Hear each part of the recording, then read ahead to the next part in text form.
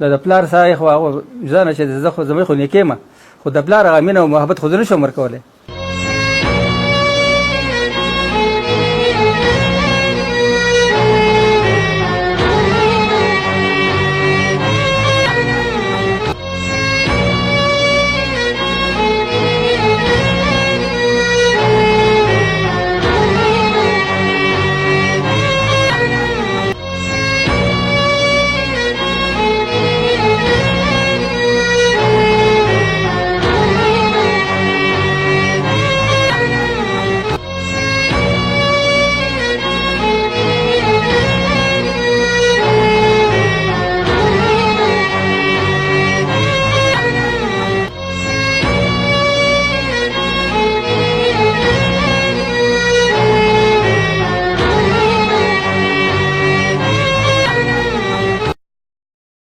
دا رزق زما له الله پاک درې زامن راکړي، یو مشر دی، یو دی په منځ کې یو کشر، یو محبوب علي خان دی، یو کلیم الله دی، یو احسان الله دی. کاروبارونه یو د مشر چې دی په امریکا کې دی، دا کلیم الله چې و نو د په 2005-2004 په وشا کې ولا موږ واده کړو او بیا د حالاتو په دې منځ کې په 2008-9 کې ورله موږ د میډیکل د دکان ایستلی و، د فارمیسي کړې وه، د هیلث ټیکنالوژي کړې وه او د هغې سره یو بل څه کورس هغې هم کړی و او د هغې سره لکه په دې کلي کې به لګیا و، د پریکټس پې کوو، میډیکل پریکټس پې کوو، کلینیک و او په دې کلي کې د هغه وخت تر دې وخته پورې د هغه نه چا دا شکایت نه کړی، الله والا په لاس کې شفا غورځولې وه او دومره شفا وه چې هر سړي ته راته یو پیره به راغی، نه هغه بیا نور هم راتله، د بهر کل نه ولم خلک راتله، د شپې د ورځې د پیسې لالچ نه دی کړی. د هغه دا دغه و چې هغه به د ډریسنګ پیسې څومره زخمیان چې به راته یا د سر ماتې د هر څه شو سرجري دا بالکل هغه فري کړې ده. که چا خپل ډریپ راوړی، خپله ستن راوړې، د هغې یو پیسه نه ده اخیستې. که چا هر څه خدمات راغلي هغې له د شپې هم تللی، د ورځې هم تللی. د دې کلي نارینه زنانه ماشومان ټول پسې جاړېږي.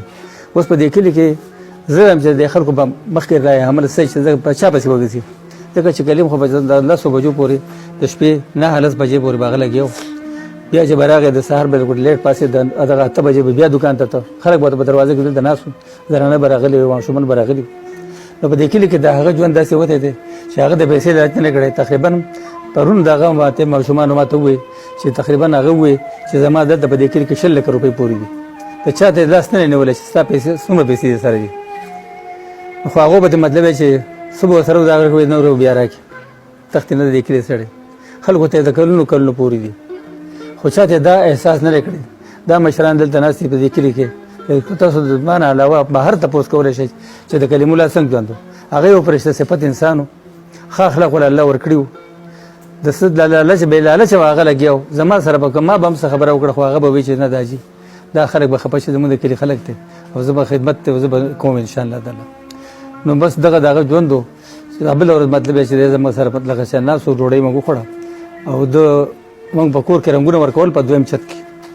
نو هغه سړي ټلیفون وکړو چې رنګ کم شوی دی، نو د رنګساز دوکان دی یو کې دی که څه دغه پینټ سټور دی، نو هغو ورته ووایي چې موږ رنګ در ولېږو.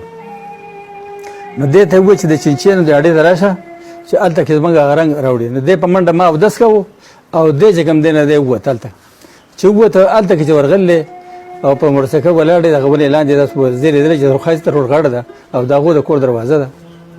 دغه هلک چې ته راوتی دی سلیمان نوم یې دی. نو ده ورته څه د پیسو حساب کتاب ووسره. نو هغه ډېر وخت شوی دی، هغه ورته وایي چې ته زما د کلیم بچي ورته پیسې وې که نه، د هغه په دې شکرده کې داسې به څوک نه چې د هغه سره به دغه پیسې نه وي، خو د دغه به ډېر وخت شوی. نو هغه ورته ویلي چې دا پیسې تاسو ډېر وخت خوښه زما پیسې را نه کړې. نو هغه وایي چې ما ته پیسې نشته. هغه وایي چې نشته، نه الله خو شته که نه، وایي د قیامت په ورځ به دواړه حساب کتاب کوو. دا خبره یې کړې ده. زما نور نسیم اوسه ولاړو او د هغې سره هغه دی راغلی په شای په سر باندې ولا ډز کړی او بل 2م ډز کړی دی غورځولی دی. زه په دغه ټایم کې منزل تلم روان وم، دا ګڼه وه، د بې حسابه ګڼه مې ولیده. چې مې ولیده نو زه ورغلم، هغه یو ما ته وایي چې واپس کور ته ځم. ما څه چللی خیر هغه په ژړا شو. نو بیا ته ما تپوس وکړه تاسو ما ته وایي ولې نه وایي کلیم چا وپوښته. نو ما یې زما دوی چا سره څه کړي وو چې ورغلم د خلکو نه تپوس کومه چې چا وغوښتو، یو وایي ما ته پته نشته، بل وایي ما ته پته نشته، هغه پروت دی.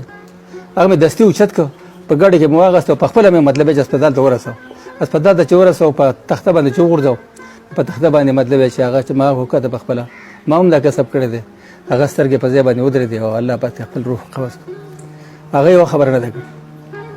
نو بس بیا مزه چې پولیسو خپل کاروي شروع کړه. د پولیسو د دې حالت پورې زه مطمئن یم چې کار انشاءالله چې ښه روان دی او زه امید کوم چې ما ته به د ادارو نه، د حکومت نه، د پولیس نه د دې نه انصاف میلاو شي. ځکه زما سره ظلم شوی دی.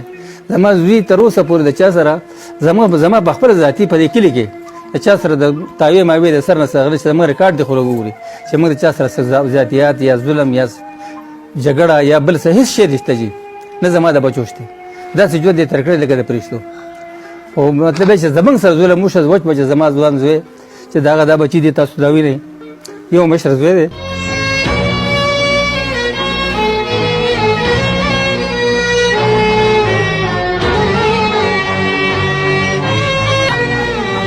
د ده په پولیسو په انویسټیګیشن کې چې زه خو ما خپل زوی به ورجې کړم. هغه چې پولیس راغلي د دی په خپله راغلی او د پلار په مخ کې اقرار کړلی چې په کلیم ما وغوښتو. نو هغه له څپېړ به یې وهلی او بیا مطلب یې چې پولیسو هغه اوچت کړ او تماچه او اسلحه مطلب یې چې څه هغه اتشین اسلحه کوم چې ورسره وه هغه یې ورسره ویوړه. هغه داسې زما خوښ وي چې هغه یو مهمان نواز و، د مېلمه ډېر دغه و. زما مېلمانه چې به راله د دې لپاره چې زما پلار خفه نه شي، نو زما مېلمه له به لکه عام د روټین دغه نه کوو، ده به فوډ پوینټ ته چا ته به یې ټلیفون کړی و چې چرګان یا ماهي دا کوي چې زما د پلار مېلمانه خفه نه شي. زمونږ هم راغلی خو زیات خلک دغه وجي دا کلی جي خوشی شوی و. په دې کلي کې د ماشوم هم نه و پاتې شوی جنازې په ټایم کې. ټول کلی وتی و، ټول کلی وتی و. دا د هغه خپل دغه و، د خاصیت و، د هغه خپل دغه کردار و چې د هغه د کردار په وجه باندې دا خلک دومره راغلی و چې زیده نه د جنازې هغه حساب تاسو که چا نه به اورېدلي چې مطلب یې چا جنازې بانګونه هم نه دي اورېدلي. تر اوسه پورې مطمئن یم انشاءالله. امید کوم چې هغه به د انصاف تقاضا وکړي او د مظلوم سره په مطلب چې دا درسي به زموږ وکړي. خو بل دا خبره ده چې کیس زموږ عدالت ته یا به تللی یا به لا نه تللی، خو اوس پورې انویسټیګیشن روان دی د پولیسو طرفه، په هغو خو زموږ اعتماد دی. خو عدالت طرفه مطلب چې زما هم یقین دی چې عدالت به مله انصاف راکړي.